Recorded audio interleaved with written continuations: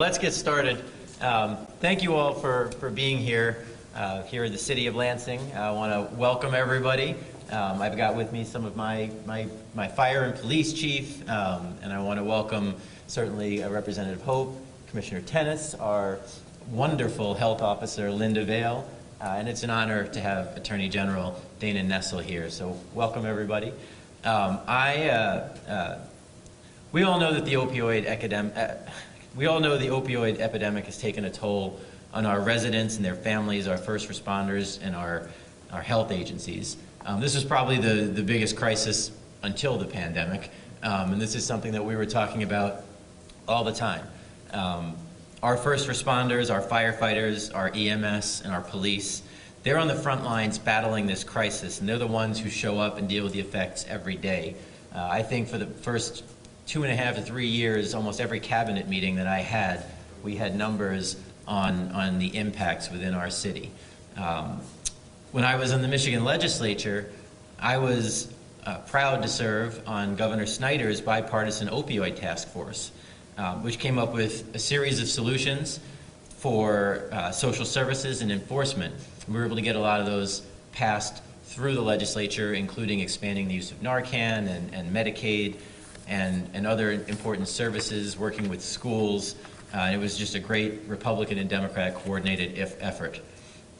The city of Lansing, I guess it was about 4.5 years ago now, took a stand against the tremendous cost of prescription drugs as part of this massive lawsuit against opioid manufacturers and distributors, which has now finally reached an endgame. I do want to recognize our city attorneys, which are standing in the back, very nondescript because they don't like when I talk about them, but I'm going to talk about them. And they've done just tremendous work keeping me in the loop, working with the Attorney General staff, working with our independent outside counsel who have been incredible. We've really had just a tremendous effort. Nothing is quick, but we're really excited to be here. And again, we can't do it alone.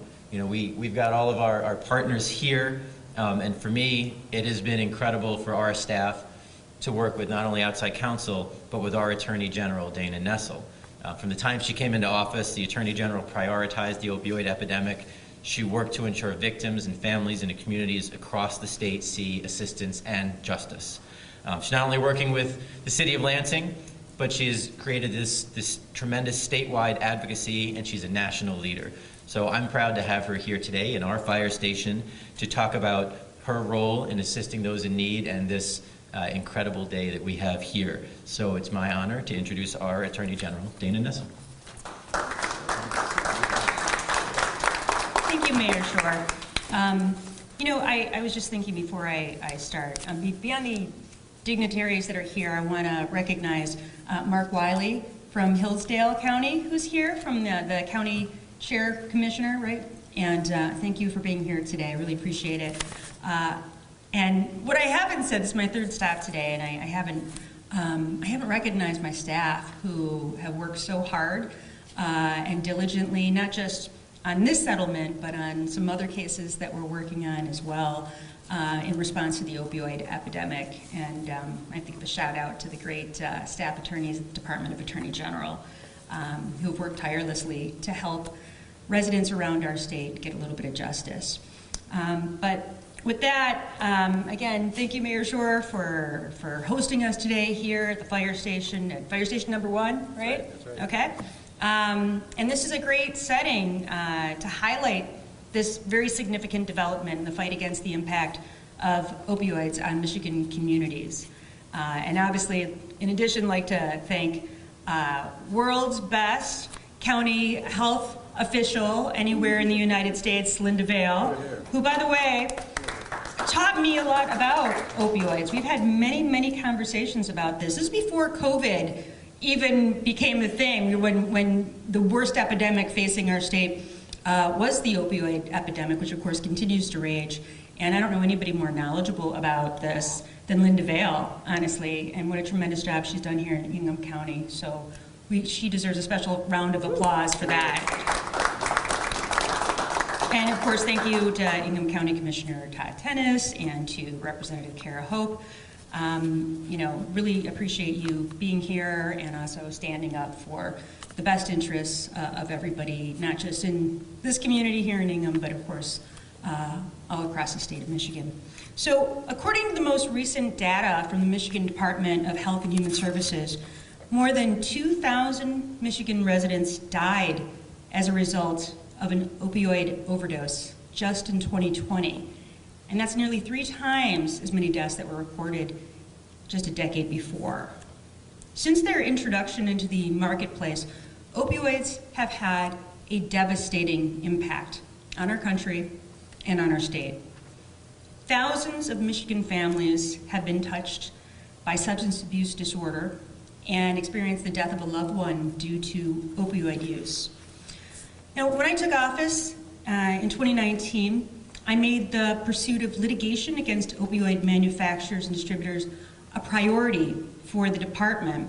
And as a result of this effort and working with our partners who have slogged away in this battle for many years, representing the municipalities and the subdivisions, Michigan will receive nearly $800 million as part of this national settlement.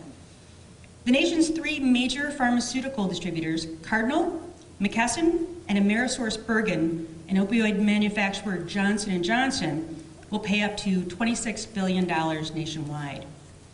This formal commitment by the distributors and by Johnson & Johnson marks a historic day for this country.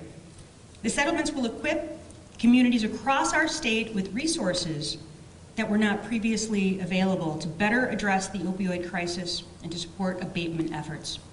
And this historic national agreement marks the culmination of 3 years of negotiations to resolve more than 4,000 claims of state and local governments across the country. And it is the second largest multi-state agreement in United States history, second only to the Tobacco Master Settlement Agreement of the 1990s. Michigan's settlement totals approximately $776 million and will be divided with half of the dollars paid directly to eligible municipalities referred to as subdivisions, and the other half will be paid to the state. So over the course of the past few months, my team has worked to assist the registered Michigan subdivisions in this process, and we expect at least 269 Michigan communities to receive direct payments from the subdivision portion of the settlement. And I will say there are many reasons why that is so important, partially because we want to make sure that this money goes as quickly as possible to the places that need it the most. It's not stuck in some account that the legislature has control over, and we know that this money gets into these communities and starts helping people immediately instead of having to wait for it to be appropriated by the legislature, which, by the way, I hope they will do quickly.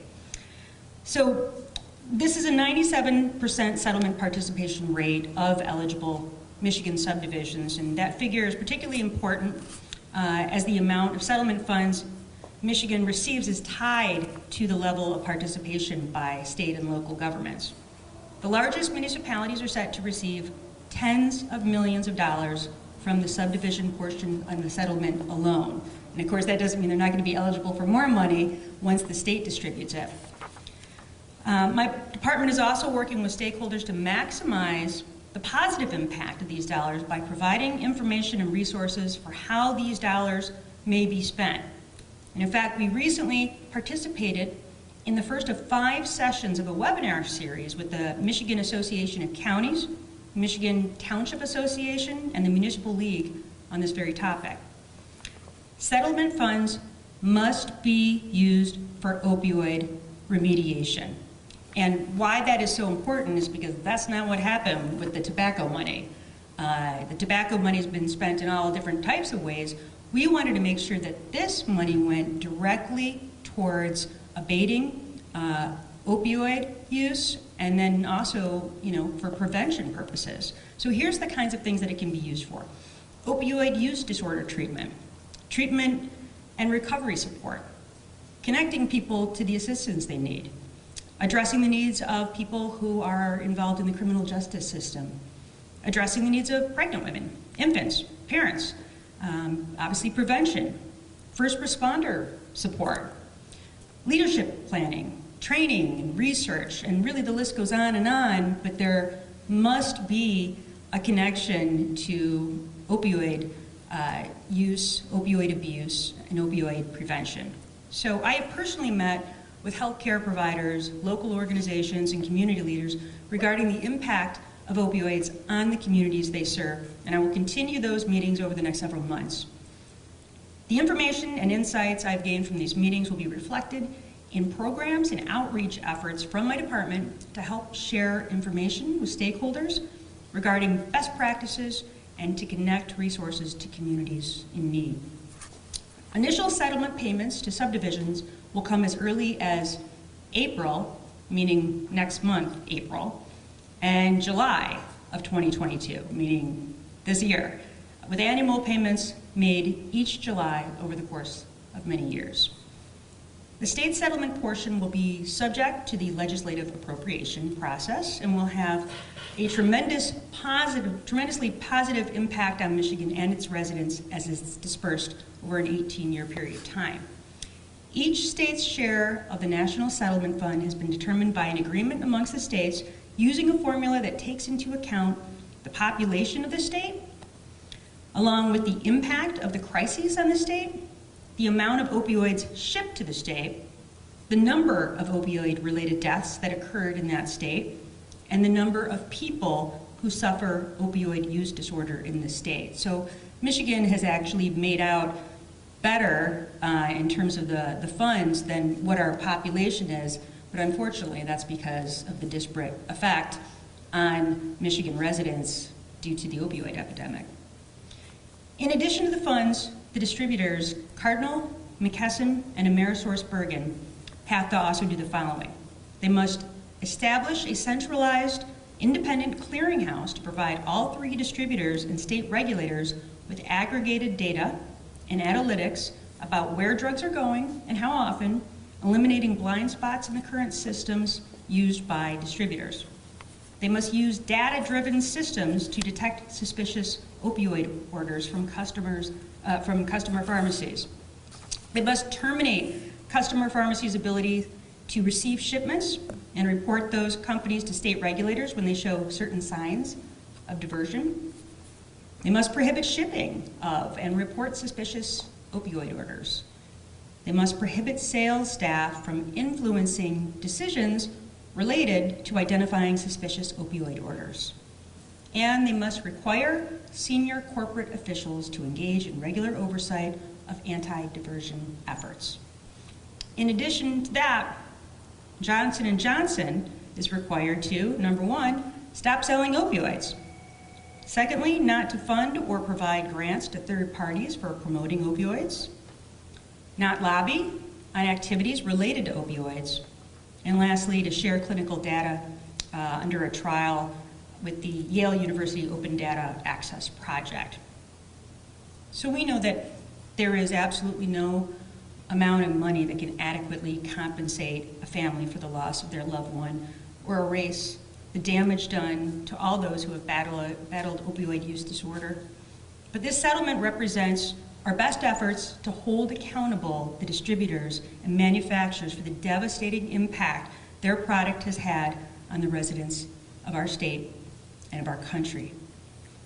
My department was determined to ensure Michigan received an amount commensurate with the impact of opioids on our residents and our communities, and I know these dollars will go a very long way towards righting many of the wrongs caused during the course of the opioid epidemic by these drug companies. So thank you, and I think next up to talk is Linda Vale. Thank you. Thank you. Excuse me. Good, not my papers. Thank you, AG Nessel. I guess I'm a little speechless after the AG basically calls you the best health officer in the country. So after being introduced by the best attorney general in the country, and really just proud of the way that she's handled this and making sure that money gets to level of remediation, treatment, care, those sorts of things. And so she's been a champion for that, and I can't thank her enough. After a tenfold increase in opioid deaths between 2006 and 2015, overdose rates stabilized in Ingham County due to efforts by multiple partners. The pandemic arrived in 2020, and our progress was significantly affected. As was with the case numbers, as was the case with a number of issues during the pandemic, systemic barriers and access issues were exacerbated for many of our most vulnerable, including those with substance use disorders. Between 2019 and 2020, fatal overdoses in Ingham County increased 33%, from 78 in 2019 to more than 104 in 2020. When our data is finalized in 2021, we anticipate that that number will be 125, which represents a 60% increase since 2019, where we had managed to get this to flatten, and we're trying to start to get it to go down. We saw a significant increase in naloxone administration by law enforcement and our fire departments over the last 2 years as well. However, we saw a decrease in emergency room utilization. And that highlights the additional pressures to our system caused by the pandemic. Many individuals avoided emergency room care during the pandemic, which also reduced the likelihood that those experiencing non-fatal overdoses will access harm reduction or treatment for recovery services and other resources. We hadn't made enough progress to stem the impact of opioids in our county, and now we find ourselves with the situation worsening at this critical point in time. Not only did the pandemic affect access to services, including our evidence-based program, Rapid Response, which our team began in 2020 in partnership with area law enforcement agencies and with an SUD provider called Wellness INX, but it also affected funding for those initiatives. In 2022, we saw funding cuts and new funding restrictions that have drastically limited our capabilities to continue providing these evidence-based services. We know what caused this problem to escalate over the last 2 decades. Really, this has been going on for about 2 decades. This settlement is evidence that those responsible can be held accountable. Clearly, this is a critical time for the opioid settlement funds to make their way to communities for direct services, including prevention, harm reduction, and treatment. Too many people have lost their lives. Too many people have lost their loved ones. Too many people continue to struggle with opioid use disorder, and they and their loved ones are often at a loss of places to find help. These are all problems with many evidence-based solutions. But investment into systems that provide the necessary array of services is imperative. My family has been impacted by the escalation in use of prescription opioids, which led to drugs like heroin and fentanyl, the opioid epidemic. Far too many of us can say that. Now is the time for us to invest significantly in solutions to reverse an opioid epidemic. Blech. I can talk, but look, we've taught people pandemic, epidemic, and now we're going to teach endemic too. So look at that. We're all going to be public health experts. I wish we weren't. I wish we weren't. Sure. Hi, my name's Todd Tennis. I'm a county commissioner here in Ingham County, and I've been on the board since 2007. And when I first was elected, this type of opioid crisis was just beginning. And in my time as chair of the Human Services Committee, we've seen this spiral out of control. And we rely on the pharmaceutical industry for miracles. We rely on miracles in cancer treatment and chronic disease, and most recently, life-saving vaccines against a global pandemic. But this litigation shows what happens when a handful of leaders in any industry choose to put profits over people. And we've all felt the devastation and cost of the outcome of that, whether it is having to purchase and train our first responders with Narcan and other types of treatments to deal with opioid overdoses, whether it is the burden it's put on our jail system, our court system, our healthcare system, obviously. And this settlement is a huge win, not just for families who have lost loved ones, as mine has, to this epidemic, not just for our communities who have had outstanding costs they've had to pay, but it's a win for the civil justice system, which shows that we can fight the power and force people who are accountable to be accountable. And I'm very proud that Ingham County was one of the first municipalities to stand up and do that. And as we start to receive the payments to make up for these costs, we are looking very much forward to putting that into treatment plans, treatment for opioid addiction. And I've been in and around addiction since 1995. And treatment for opioid addiction is hugely expensive. It is often requires medication, specialized residential services, and so we are hoping that these funds can be used to start to win back our communities from this plague. So, thank you very much.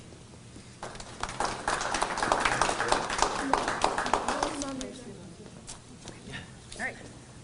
Well, thank you all so much, obviously, for being here.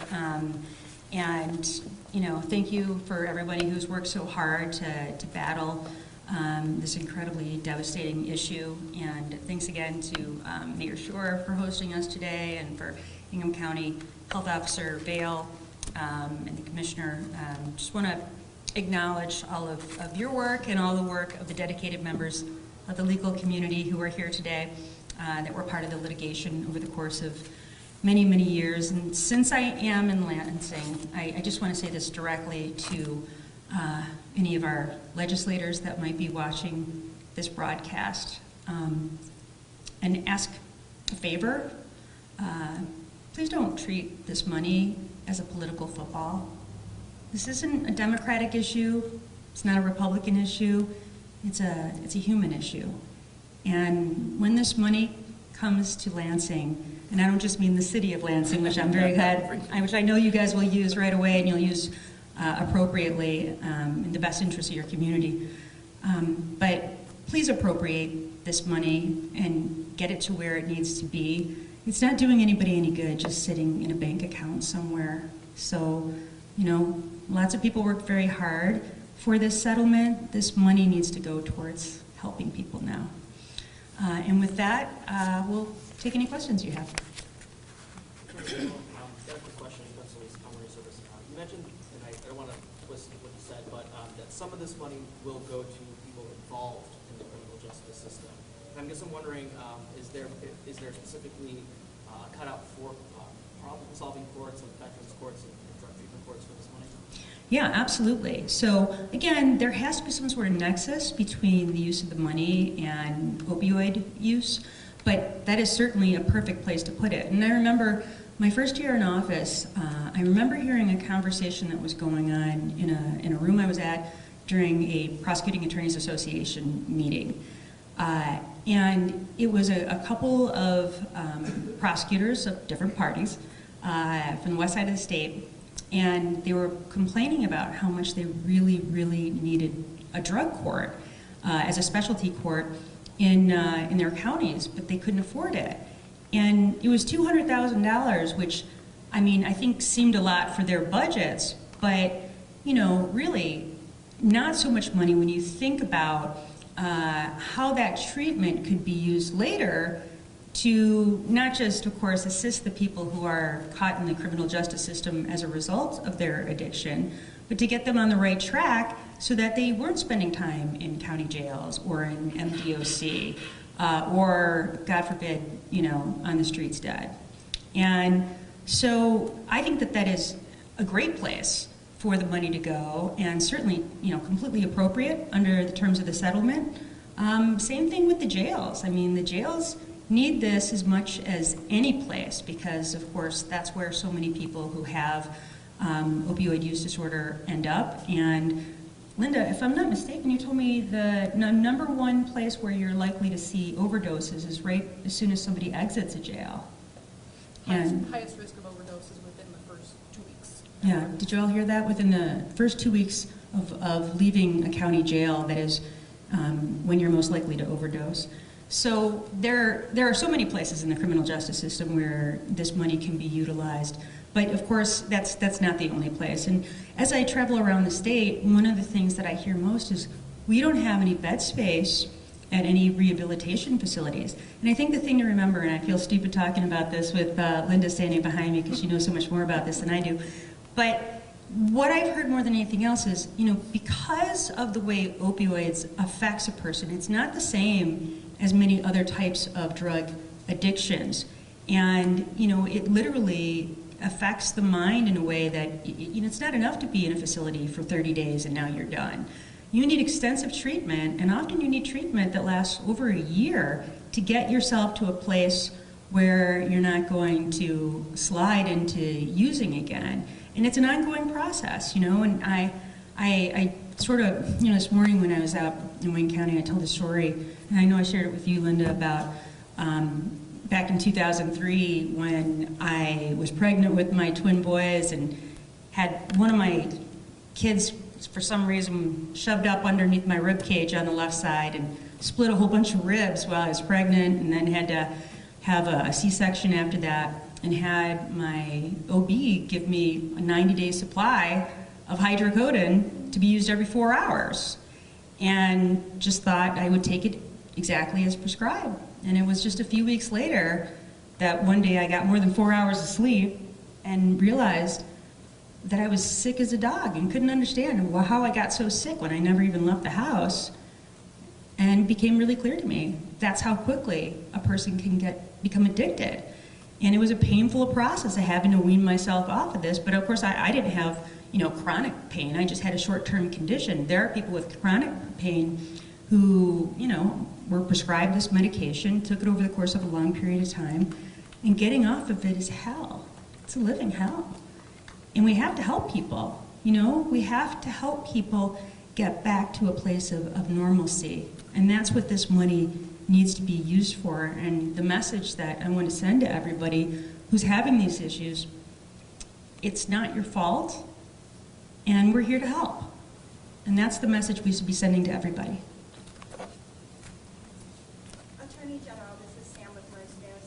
Do you anticipate this money coming out and being appropriated as a fiscal year budget item, or should it be appropriated before the budget negotiations really start to take up all of the legislature's time? Well, this is an entirely separate fund. It's not going to be mixed in with general treasury related funds, so I would assume it would be a supplemental of some sort and a separate item altogether. I'm looking at the legislator in the room. I don't think so. Yeah. I hope so, yes. Because it's not just mixed in with all the other funding, and it can't be used the way that all the other funding can. Certainly, money outside of this settlement can and should be used for this, but this fund will be in a totally separate account to be distributed. Yes, and then I have a question, non-related, so I apologize. But I just wanted to get some of your response with Russia's invasion on the Ukraine and how it's kind of changed conversations about the fossil fuel industry in the United States. Here in Michigan, where we have Line 5 and other debates on oil, does what's going on in Russia change what you have to say about that industry right now? Second biggest settlement in United States history is all that we're here talking about today.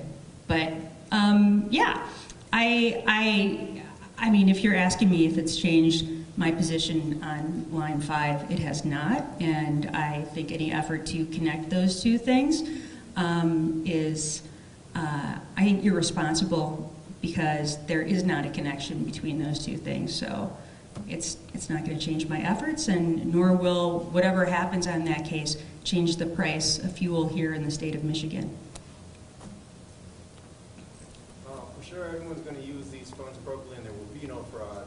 But in effect, if that does happen, if these funds don't get to where they're supposed to be through fraudulent means, is there a plan in place to go after these people on a legal level, at your level, or even at the federal level, or it's kind of like we'll figure it out as we go? Well, technically, in accordance with the lawsuit, and this is oftentimes the case in some of these settlements, there's a clawback provision. So if it's discovered that the funds are not being used appropriately, that money then can be extracted, and they can either stop giving money to that particular community, or they can try to, get the money refunded back into the fund. But hopefully that won't happen. And obviously, one of the things that we're really trying to do, and we're having, a number of these different events where we're trying to make certain that communities all, we have every confidence that Department of Health and Human Services, for whatever funds they end up distributing, they know how to use this money, and we know that they'll be helping communities around the state, but we want to make sure that some of the municipalities that don't have experience with spending this kind of money have opportunities to become educated about best practices. And we know that all the communities want to do everything they can to help their residents, but not everybody has that experience, so we're going to make sure that they know what the best practices is, what the best use of that money is, and different ways that the money has successfully been utilized in other areas. Attorney General, Josh St. Just with WLNS 6 News.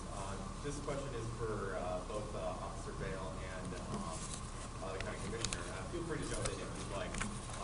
Because of your personal connection to this issue, how do you feel about today's announcement? And do you feel like this does enough to hold people accountable?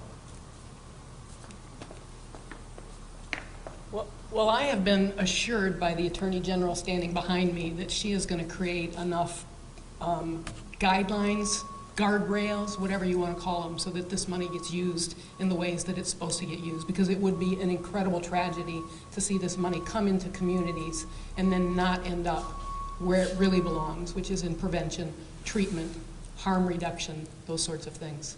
So that's what we need for our families. That's what we need for our people who are suffering out there. And I've had great assurances that that is exactly what's going to happen in this state. So, What you say? I do want to remind folks that we have other cases that are pending. My department is deeply involved with the Purdue Pharma negotiations. We're actually on the ad hoc committee, the state of Michigan is, so we're more deeply involved than the most of the states are. Now, Purdue's in bankruptcy, so it really complicates things, but that case is pending. So is our case now that's still pending in Wayne County on Walgreens. So we have a case against them that remains pending. So hopefully there will be yet more money that is related to opioid relief, but I think this is a pretty good start. Anybody else? Just on follow-up on that, what are your thoughts on the prognosis, if you will, of that case, an outcome that is favorable for you guys?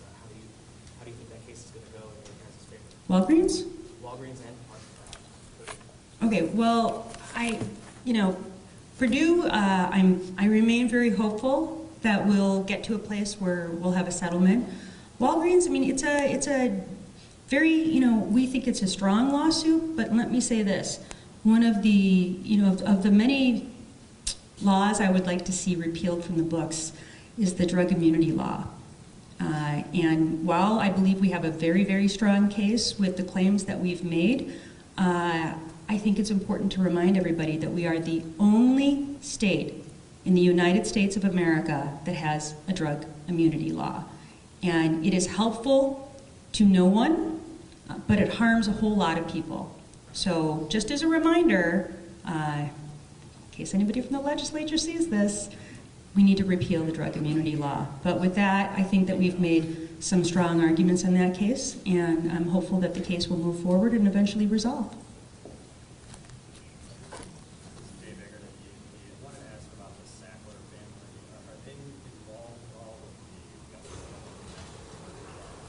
I'm sorry, there's some, can you say that? There's a fire or something, I don't know. Is the Sackler family involved with that other settlement you mentioned, the Purdue Pharma settlement? Yeah, so my understanding is, now, first of all, the Sackler family, they are removed but not removed. I know that there was an effort to really try to locate where all of their funds are. There clearly was an effort to divert some of their billions and billions of dollars overseas. So I know there was an extraordinary effort to try to locate where that money went. And some of it was successful. So the numbers in terms that were being negotiated, I know had started to move up based on locating some of these other funds. But at this point, I believe the Sacklers are not part of Purdue Pharma anymore. I'm correct in saying that, right? So they're not technically involved. They've been removed from the company at this point. but I think their fortunes are somehow still involved with the settlement because a lot of it, and frankly, a lot of the states, that was their main point of contention, is that they knew how much money had been made, especially, OxyContin, as you know, was a drug that was marketed all over the country, and it was a Purdue Pharma drug, and billions and billions of dollars made off of that. And it was an effort to try to find where did that money go before coming to an understanding what the settlement would be. We've been, again, actively involved in that, Michigan in particular. There are, how many states on the ad hoc committee, Christina? 10 states? Okay. So, and Michigan has been deeply involved in that from the beginning. So we are working on that every day. I have multiple emails right now in my inbox that I haven't read yet, just today, pursuant to that. So hoping things will move along, and I'm still hoping for a resolution that will add to the amounts that we're talking about today. Great. Thank you, everyone. Thanks, everybody. Thanks for being here.